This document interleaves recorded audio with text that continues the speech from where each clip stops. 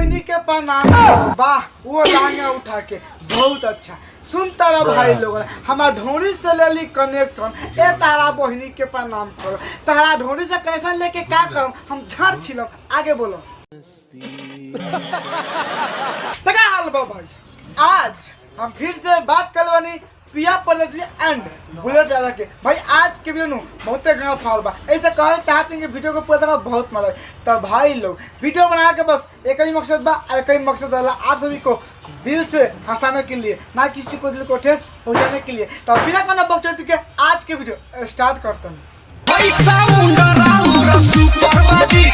बार तारा बहनी के गान पर हाथ रखे आंचकर पे लो। वाह बहुत अच्छा कि साउंड राउर सुपर बाजी, क्या बात है। ए भाई लोगन हम तो बात भौजी गाड़ी में तारा जोड़ दो और तो चालू कर, बड़ी मजा आई।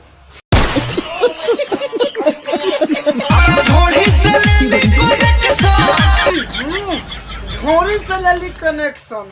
देख लो भाई लोगन यही बा दिमाग खराब होकेला आ खुद के झाट पकड़ ले तो बहुत कोनो कहला हाँ आकाशवा मौगा बा हई बहाव बा झाट पकड़ लेता। अब तो नहीं बताओ लोगन ई कोनो बात बा। ढोरी से कनेक्शन लेला के बाद में लाइन आई ना नहीं भाई, लेकिन भौजी खुद कहती है कि ढोरी से ले ली कनेक्शन कि साउंड राउंड सुपर बाजी। ए भौजी तो चटाबू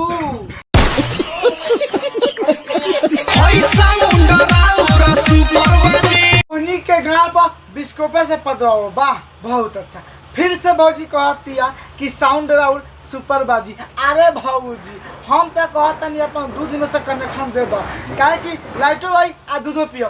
तारा बहनी के झाट में आग लगाओ। तो बहनी कौन है ये लोग, कहाँ से आते हैं? अच्छा गलू ससुराल अब भुला के हमर प्यार। ए भैया जी आजकल दुनिया में ये होता दी तारा के और सदी के ऊपर से ते में दुख के बात नहीं खे। तारा मन में क्या चलता भौजी के ले के मन बा का भौजी तारा के निकल देले कोनो बात बा तो ऊ खोल के बताओ। आ ससुराल जाती है तो जाए दो, पहले ले ले बारा नु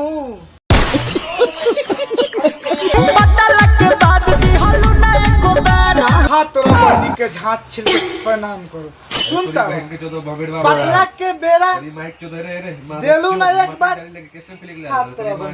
देख ला भाई लोग सर ऐसा गर्लफ्रेंड मिल जाए नु तो कसम से कहता नहीं हिला हिला हिला हिला के सर ऐसा ही मर जाम सर। बताओ तो हो प्यारो कइलक शादियों कर लेल बा ससुराल चल गल अब पटला के बाद में देले नहीं खे। ए भैया तो साफ साफ बताओ झाट छिलल। क्या बात है सर, क्या बात है सर, क्या बात, ये बात है। ओहो क्या बात है। सुनता रहा भाई लोगन कि देवे आयम भतार छोड़ के, क्या बात है। साला ऐसा ऐसा गर्लफ्रेंड मिल जाना भाई तो कसम से कह रहा हूँ हिलाने की कोई जरूरत नहीं है। देख ला भाई कितना धोखेबाज बिया, पहले प्यार कैलक फिर छोड़ के सजा चल गल। अब भैया के 1 रुपया ना दिल बा और फोन पे कहती कि तेरी यादों के चादर ओढ़ के आ देव आयम भतार छोड़ के। ए भौजी हम हिला के जिले तू मत हो। अच्छा ठीक है झाट छिलबू ना कहा तो छिलबू तो आई हो। हमें तो एक लेवे के नहीं खे हम यादों के चादर मत तोड़। झाड़ छिले के मन बताओ तो हम खुश बनी तो के लेके नहीं खे। बहन चो जब तू कुआं में रह के तो प्यार करनी सब कुछ करनी आ तू हमें जब ना देले अब ससुर से देवे हम पेलल माल ना पेली ले। ठीक अपना भतार से में रहो, अपना भतार के पास रहो।